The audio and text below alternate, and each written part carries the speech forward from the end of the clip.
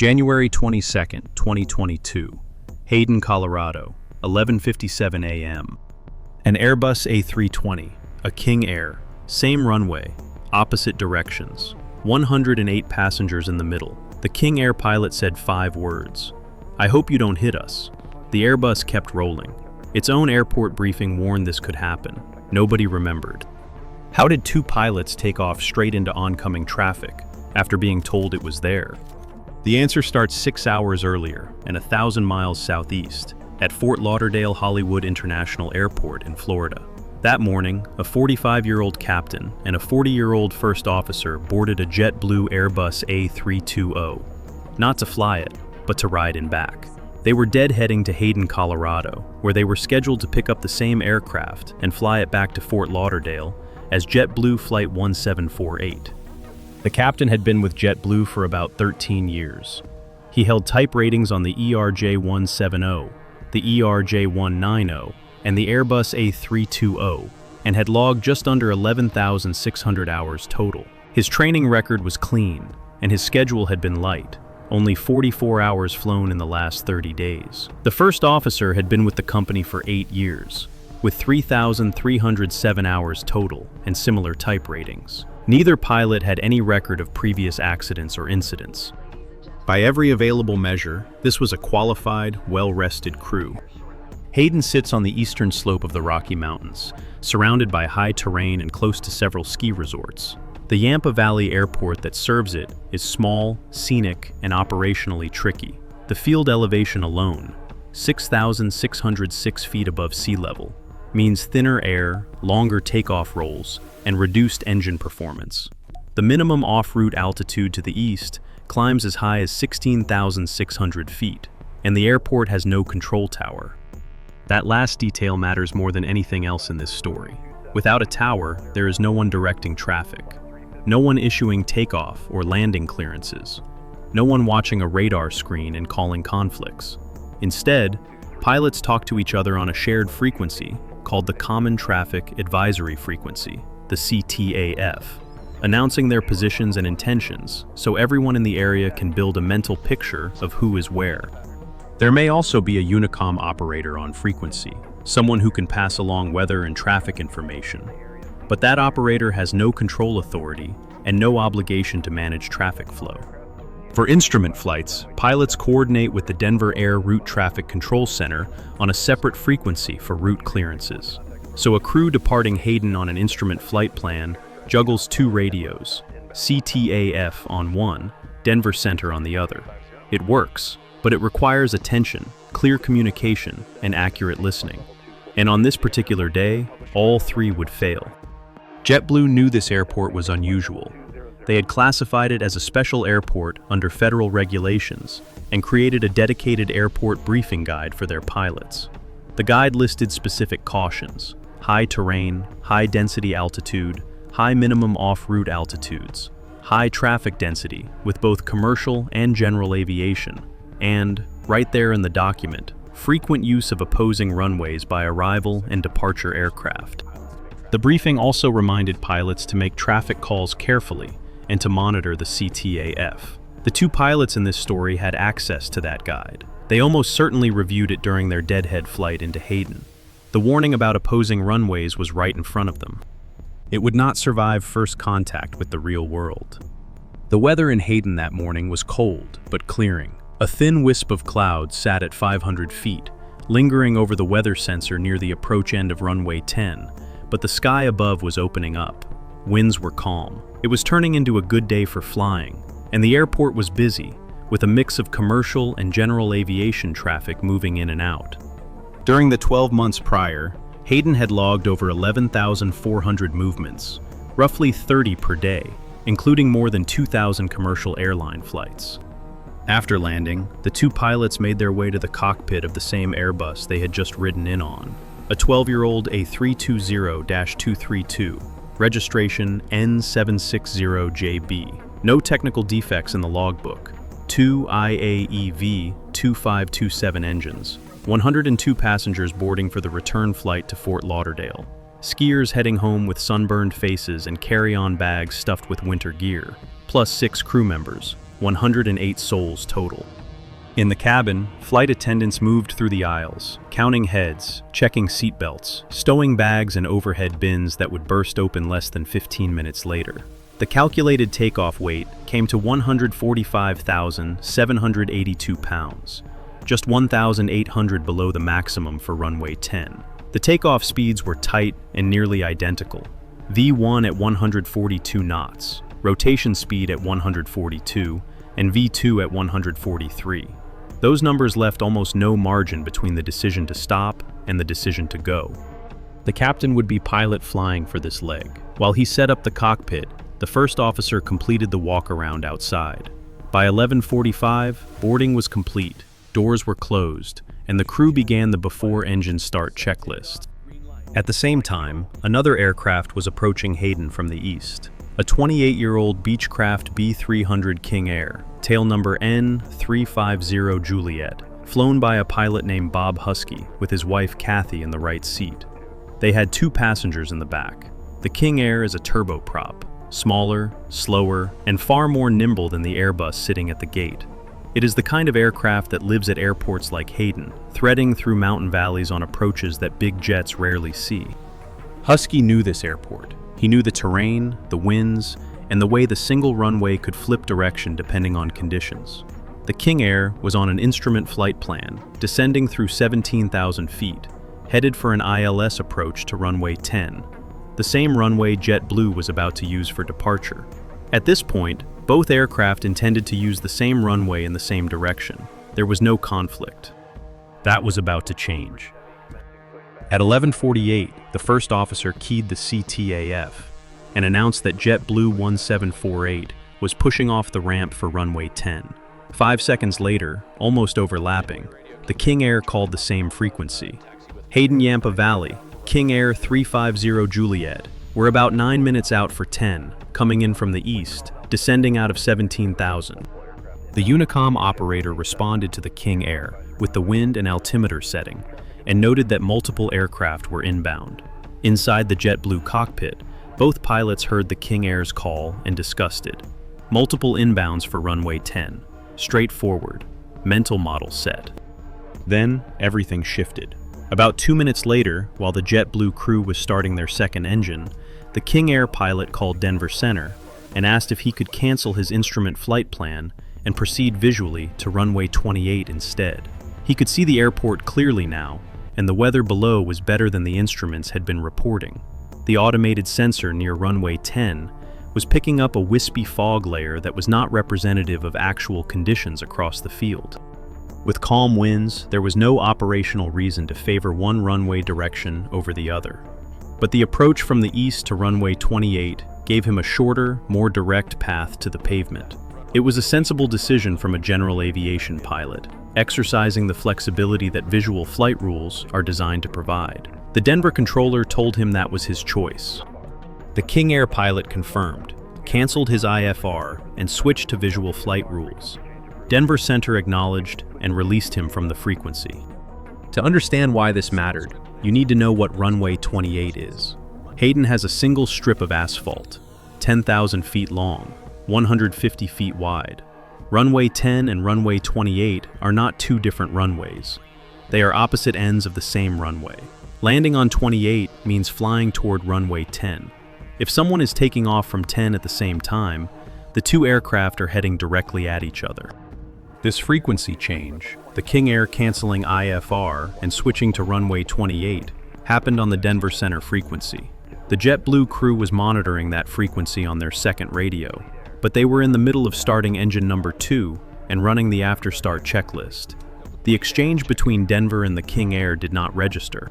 7 seconds later, the King Air called the CTAF. 350 Juliet's going to go ahead and land 28. Hayden Yampa Valley. We're straight in 28 right now.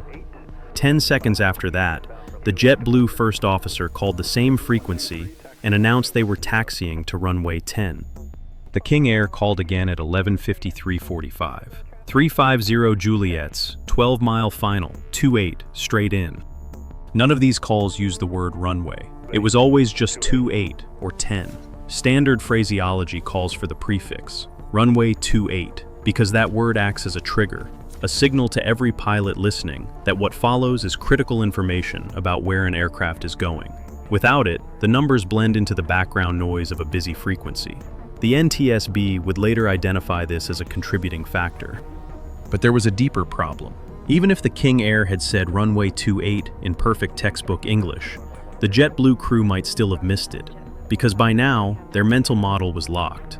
All traffic was coming in on runway 10. They had heard it with their own ears in the first exchange. And expectation bias, the tendency of the brain to filter incoming information through what it already believes, was doing exactly what it is designed to do, making the world consistent with the picture already in their heads. If you're enjoying this so far and want to support more stories like this one, subscribing takes 1 second, and it genuinely helps. Let's keep going. At 11:54, the King Air pilot asked directly on the CTAF, "Anybody about to depart 10 at Hayden?" The JetBlue captain answered, "JetBlue 1748 is going to hold short of the runway 10, at the end of the runway, waiting for our clearance." The King Air responded, "All right, we're on a 10-mile final, 28, straight in."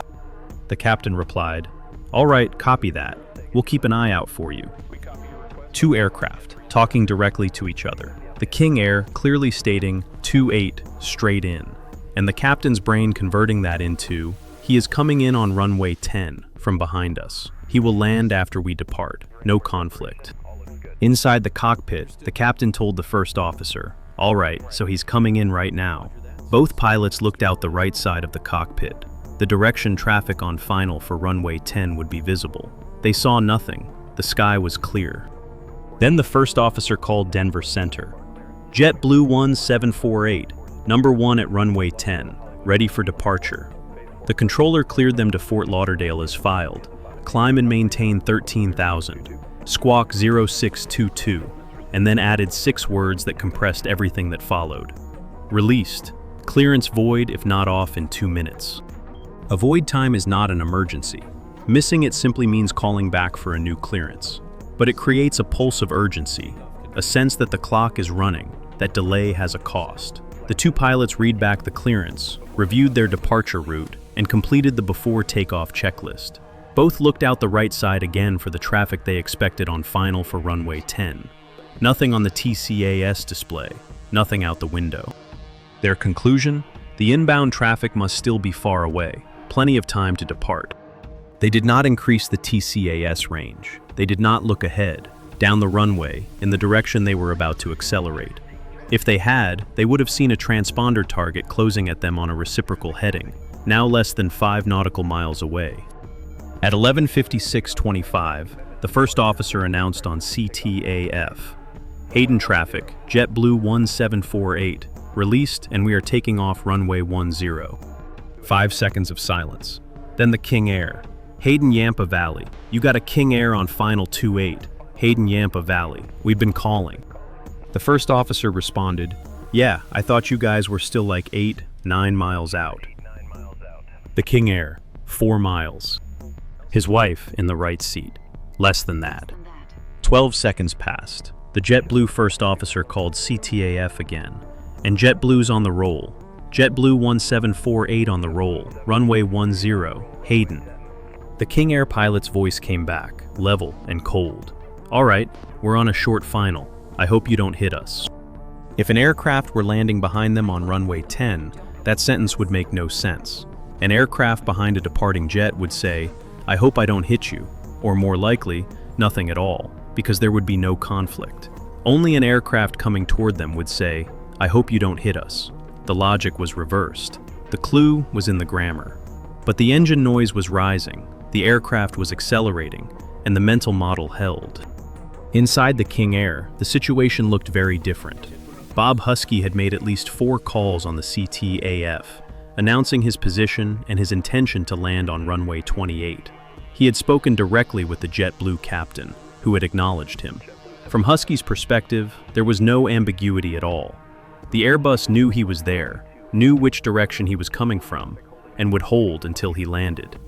When the JetBlue first officer announced they were taking off, Husky's disbelief was immediate. He and his wife had been calling for minutes. The Airbus had responded, and now it was rolling toward them. The Airbus began rolling down runway 10 with 108 people on board. The first officer called "Airspeed alive" as the speed tape started moving.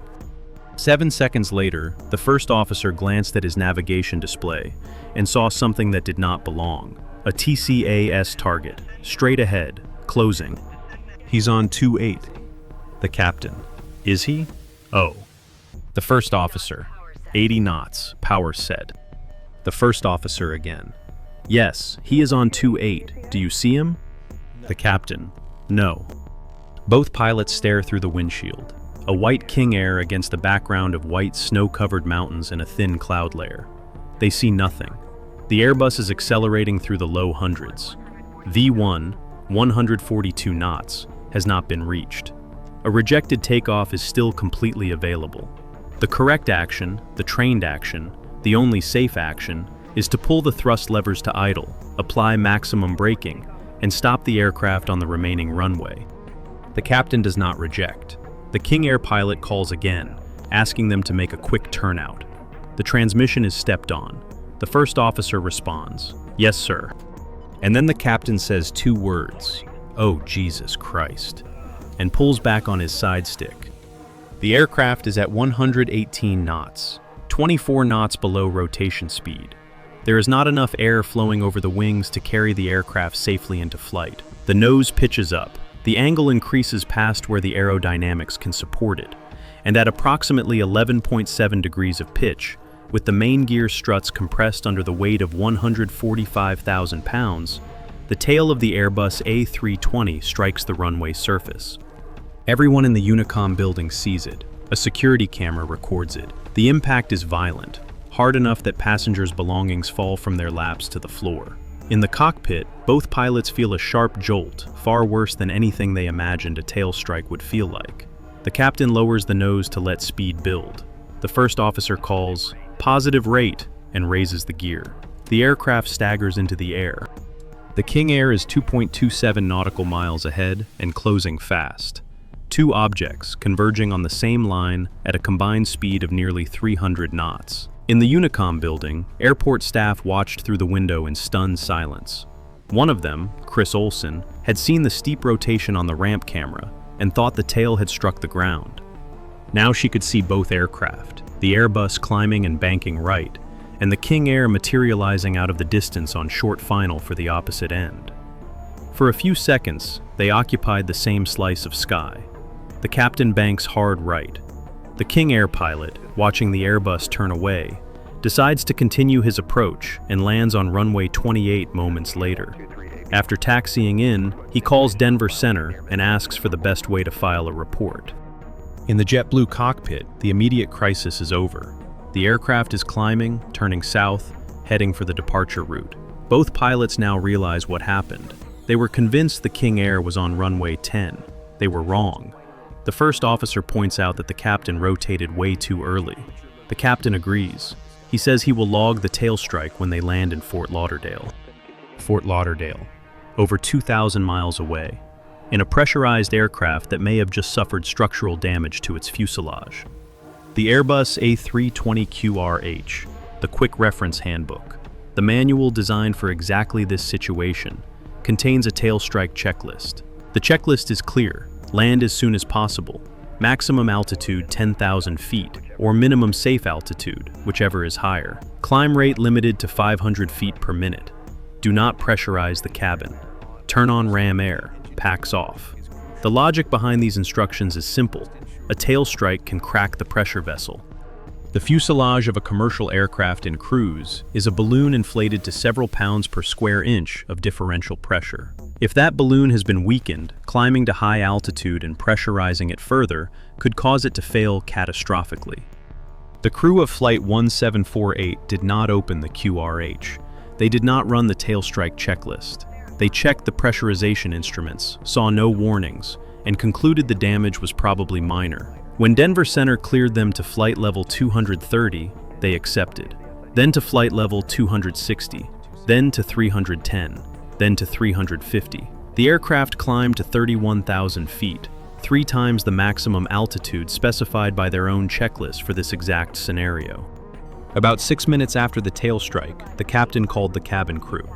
A flight attendant confirmed the impact had been severe, hard enough to knock items off passengers' laps, hard enough to frighten people. This did not prompt the crew to open the QRH. Instead, the captain contacted JetBlue's maintenance representative on the company frequency. The engineer listened to the description, checked for downloaded fault messages, and then recommended they not continue to Fort Lauderdale. The crew agreed and decided to divert to Denver.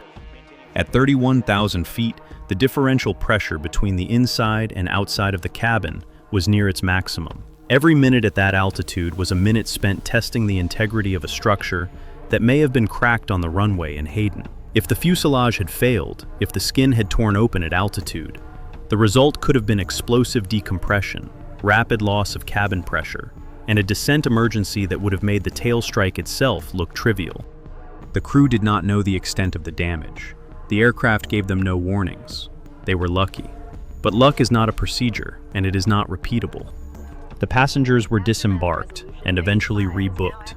The aircraft was grounded. Maintenance inspection revealed substantial structural damage to the tail section. The investigation was conducted by the NTSB under case number DCA 22LA069. The probable cause was determined to be the captain's premature rotation, pulling back on the stick at 118 knots instead of 142, driven by his sudden realization that an aircraft was heading toward him on the opposite end of the runway. Contributing factors included the flight crew's expectation bias and the King Air pilot's non-standard phraseology, specifically the omission of the word runway in his position calls. But the investigation went further. It examined why two professional pilots, in clear weather, on a frequency they were actively monitoring, engaged in direct conversation with the opposing traffic, still failed to understand what was happening until it was nearly too late. The answer was expectation bias, a concept so fundamental to human cognition that no amount of experience can make a pilot immune to it. The crew's first impression, formed in the opening seconds of radio contact, was that all traffic was inbound on runway 10. Every piece of information that arrived after that, every call from the King Air, every mention of 28, even the phrase, "I hope you don't hit us," was filtered through that initial picture. The brain did not reject the information. It simply reshaped it to fit what it already believed. The NTSB also noted the Unicom operator's missed opportunity. The operator knew the King Air was inbound for runway 28. He knew JetBlue was taxiing for runway 10. He had no legal obligation to flag the conflict, but a single sentence, "Be advised, traffic inbound runway 28," could have shattered the JetBlue crew's mental model before it calcified. The investigation also referenced the hauntingly similar accident from 1996. At Quincy Municipal Airport in Illinois, another untowered field, United Express Flight 5925 was completing its landing roll on runway 13 when a King Air began its takeoff roll on intersecting runway 04. The two aircraft collided at the intersection. All 12 people on both planes were killed. The NTSB found the same root cause: failure to monitor the CTAF, failure to scan for traffic. 26 years later, at another untowered airport, the same pattern repeated. Two aircraft, conflicting runways, missed radio calls, and a system that relies entirely on pilots hearing and understanding each other with no safety net underneath. JetBlue's airport briefing guide for Hayden had contained the warning all along: frequent use of opposing runways, high traffic density, no control tower. The words were on the page. The pilots had read them. But written knowledge and lived awareness are not the same thing. A warning on paper is a fact. Awareness in the cockpit is a state, one that requires active maintenance, constant scanning, and the willingness to question what you think you know. On January 22, 2022, that state collapsed under the weight of a first impression, a 2-minute clock, and a word that was never spoken. The A320 that carried 108 people out of Hayden that morning is still in the JetBlue fleet today, repaired and returned to service. The two pilots were not publicly disciplined. JetBlue developed new training curriculum for its flight crews, focused on untowered airport operations, unenumerated failures, QRH procedures, and the psychological trap of time compression. The word runway is still not always spoken on CTAF frequencies across the country. And of the roughly 19,000 airports in the United States, fewer than 600 have operating control towers. The rest, thousands of them, handling millions of movements every year, rely on the same system that failed that morning in Colorado. A shared frequency, a few radio calls, the assumption that every pilot is listening, understanding, and building an accurate picture of who is where. There is no backup, no automated conflict detection. No alert that fires when two aircraft announce opposing intentions on the same runway. The system works almost all of the time, but almost is not a standard that aviation is supposed to accept. If this story made you think twice about something, hit subscribe. And if you want to hear about another time a crew's mental model locked onto the wrong picture, with consequences far worse than a tail strike, that story is right here.